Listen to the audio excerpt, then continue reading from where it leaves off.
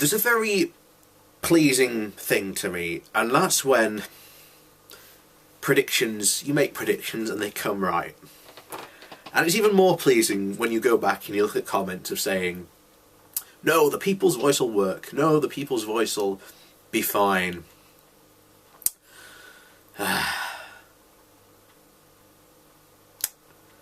And today, finally, I feel like I need a pipe for some reason. Today, finally, I learned that the people's voice is no more. The train that just wouldn't know when to stop crashing has finally stopped. And in the case of where things like this happen, people need to start blaming each other. And oh boy, let me tell you honestly now, the entire blame for the people's voice can all be pointed at David Icke. Now people are going to say, oh, what about Sean? Well, we'll be getting into that soon. Because a person, this is probably not a real name, but Sylvia Razzle, or Raz, or Sylvia as we'll just call her from now on, wrote a letter to Mr. Icke asking about the many fails of the people's voice, and to my shock, he actually replied. Now I'll leave a link below so you can read her letter and you can read David's full letter, but we're just going to go through small parts because the last time I tried going through this, when I stopped recording, I realised that I'd been recording for a full hour. Because literally, we were going through parts, and I was literally stopping and saying, no, that's not right, no, that's not right, no, that's not right. And basically, I know people might want to watch a full hour of me bashing David Icke, but quite frankly, I think that would be quite boring. So instead, we're going to do an abridged version. And the first thing you have to look at this letter is as I said right from the very beginning, if the people's voice fails, which it did, David Icke is going to blame everyone bar himself. And when you read this letter, he blames everyone bar himself. He doesn't take a single ounce of responsibility. Instead, he passes it on to other people. And to Sean, I don't know if you'll ever end up seeing this, but to you, Sean, I'd say this. Gather every single piece, every single email you ever had with David Icke, right from the start of the People's Voice, right to the very end, and make every single email public. Because quite frankly, that would be hilarious. Now, I know Sean does take a lot of the blame, and quite rightly so, because he was in charge for most of it, but as we will see, David was the architect, and quite frankly, it's the case of who do you blame in this case? Do you blame the architect for poorly designing the plans, or do you blame the builder for following the plans? And in this case, the fault squarely lays at David's feet. He went in and literally ran in. He says how hard it was in the letter, that they only had a couple of months to do it. And to anyone I'd say, look, if you've got all this money and you know that people want it, don't rush into it. It would have been very, very okay and accepting, and some people would have moaned about it, but the vast majority would have been okay about it if you just said, look, we want to do this. We said originally, I think it was 6 months. They said, we don't think we can do it and get it prepared in that time.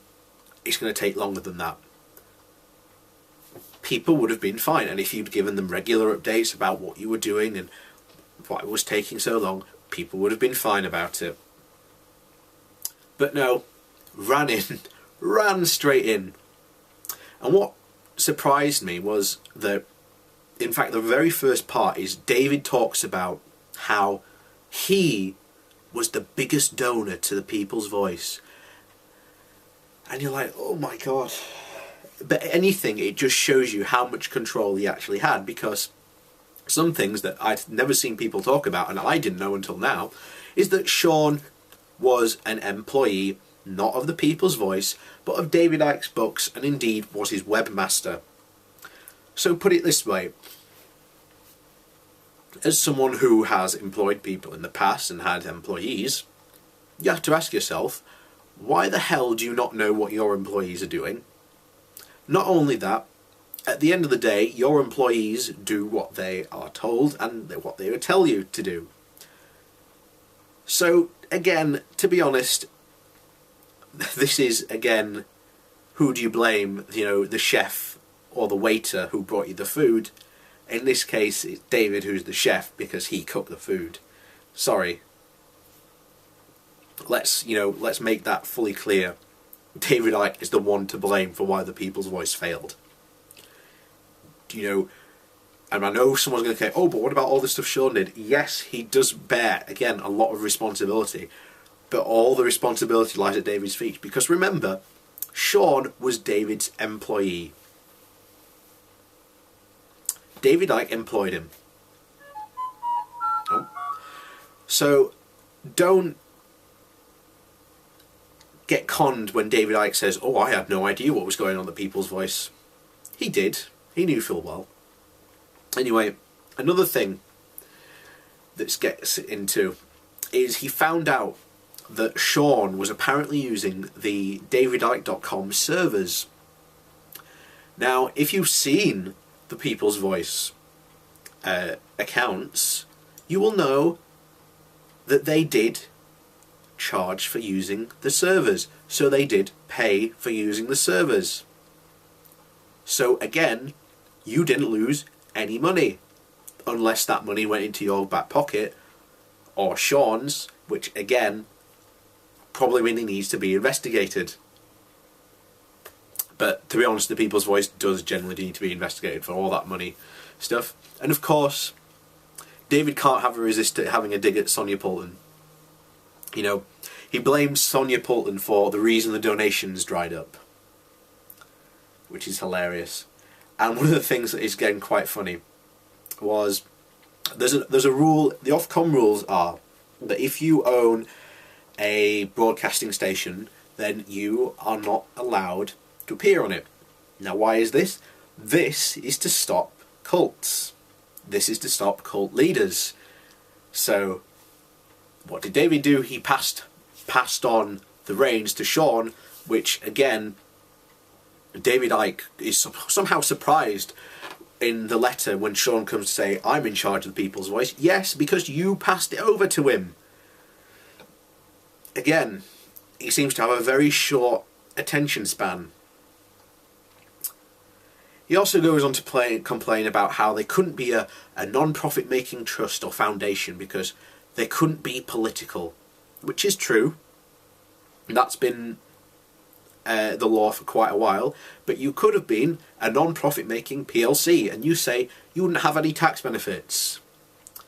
Sorry, you would have tax benefits, just not as much as a foundation or a non-profit making trust. So, yeah. Another lie there, David.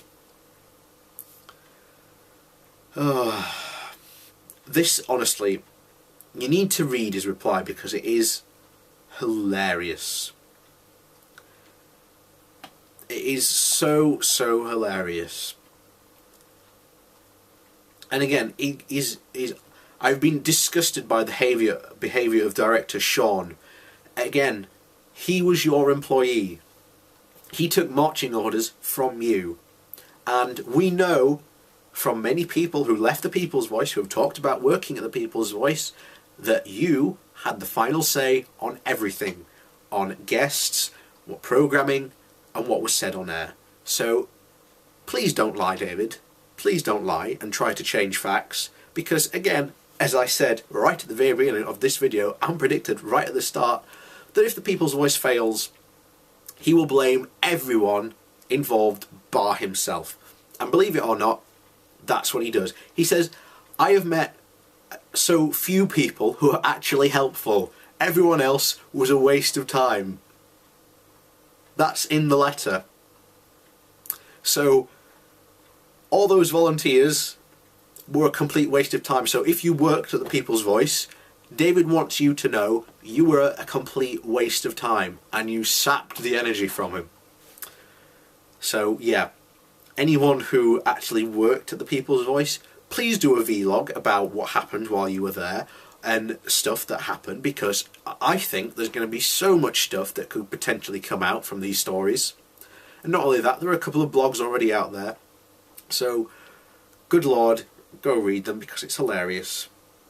And this is one of the other fun things, is one of the big things is the accounting. He said, oh, I had nothing to do with it. You've got to get in touch with the people who are in charge of accounting. Might have been you who might have been involved in that, David. You know, you did receive the money, but...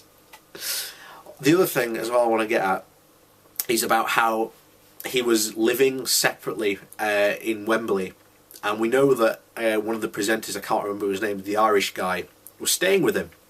Well, according to a couple of the things I've read, a lot of the money from the People's Voice went to that flat that you two stayed in. So again, that needs to be addressed. Certainly. So what can we take away from this, people? First of all, David Icke is a complete liar, and when anything doesn't turn out his way, he completely blames everyone else, to a point where he said right at the very bottom of the letter, I will be working alone again from now on, I can tell you. Yep. Just likes to remind everyone, I wasn't paid a penny, and look at all that money I donated. You know, I was clearly the biggest donator to the People's Voice.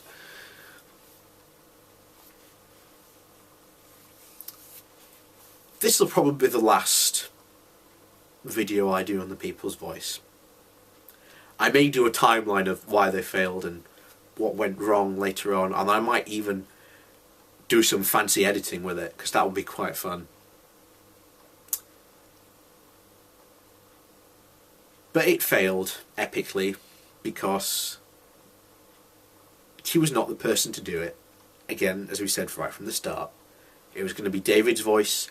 He wanted to, again, he was the director, and again, he worked in TV. He should have known about that rule. Again, it's been one of the Ofcom rules right from the very start, because again, it was intended to stop cult leaders and people, again, with religious programming, again, brainwashing people. So again, take from that what you will. But all I can say is good riddance, because last thing we need is another insane conspiracy spewing you know, channel on the internet. You know, there's already enough out there.